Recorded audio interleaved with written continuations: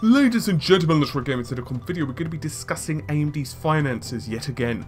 There has been a major update where AMD have announced that they are planning a major restructuring of their company, cutting 5% of their workforce and streamlining their operations to become much more efficient.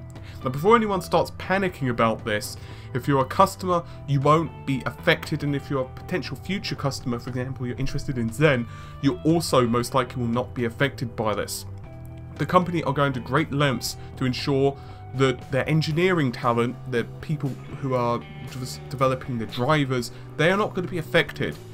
So instead, the workforce themselves, those who are going to be made redundant, are primarily going to be involved in the marketing side of things and other areas of the business which aren't necessarily critical to the end result of the customer. So let's start discussing this, shall we? Because it's quite an in-depth topic.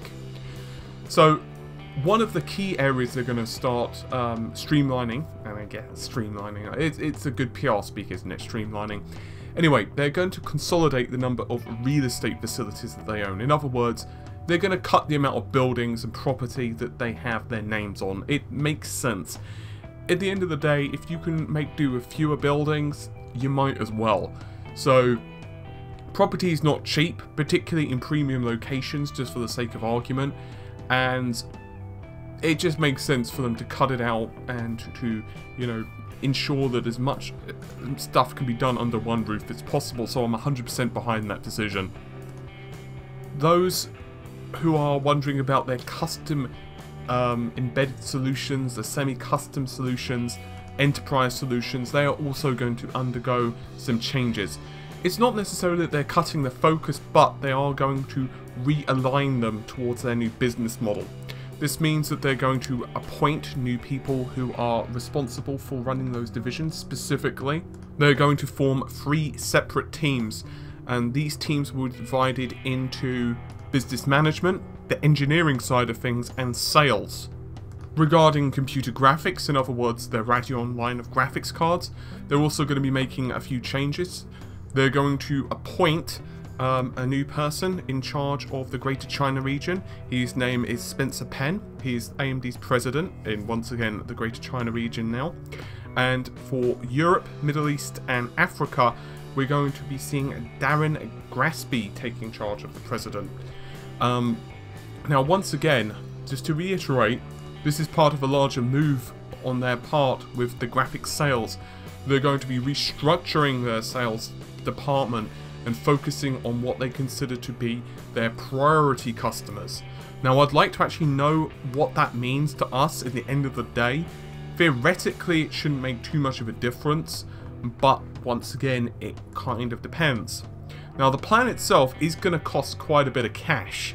How much? About 42 million US dollars. Unfortunately, this is one of those cases where you have to spend money to make money.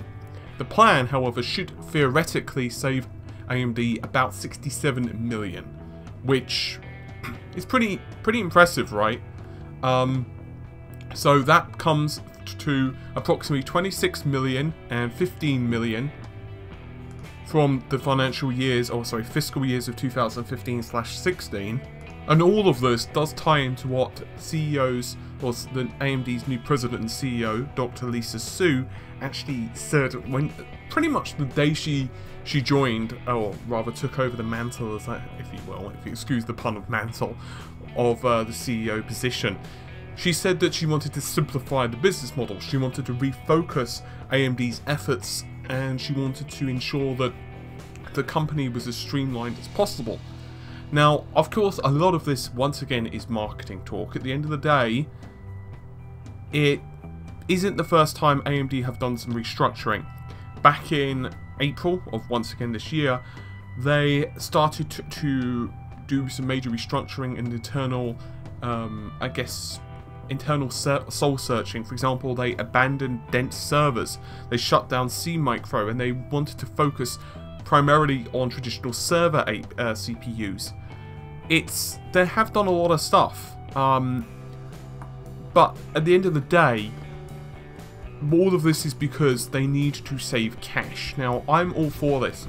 I would really like to see an outside investor put a lot of cash into AMD. I'm not saying I would have a preference, but just for the sake of this video, I'm going to make the leap of saying Microsoft. Why Microsoft? Because so many rumors that they have been interested in AMD for a couple of years now, so I'm just going to make the assumption Microsoft. It could be Bob's, chicken and donuts for all that matters.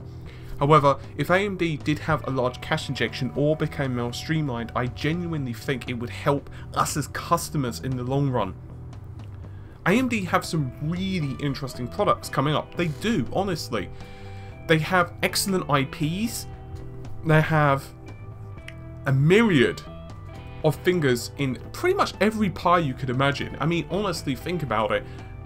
Nvidia, yes, they are putting out really excellent GPUs, there's no question about it. Intel, they're putting out fantastic CPUs, there's no question about it. However, without AMD and their contribution on the graphics side of things, it's arguable to say that DirectX 12 wouldn't be where it is now, and we can definitely say that Vulkan wouldn't be. Effectively speaking, they have done a lot of work in the GPU market. For example, they were instrumental in high bandwidth memory. Well, the whole thing about high bandwidth memory, even HBM2, a lot of their work went into that, and of course Nvidia have directly benefited from that as well. I'm not turning this into an AMD versus Nvidia or AMD versus whomever. I'm just saying that AMD, the IT market is better with AMD here, so I'm all for anything that keeps the market competitive, because I think that's good for us, that's good for innovation, it's good for the march of technology, and it's good for us as people who are looking for the highest frame rates, the prettiest looking graphics. So you know what, I'm all for it. If that's what needs to be, if that's what needs to happen. I feel bad for those who are losing their jobs, however. That absolutely sucks.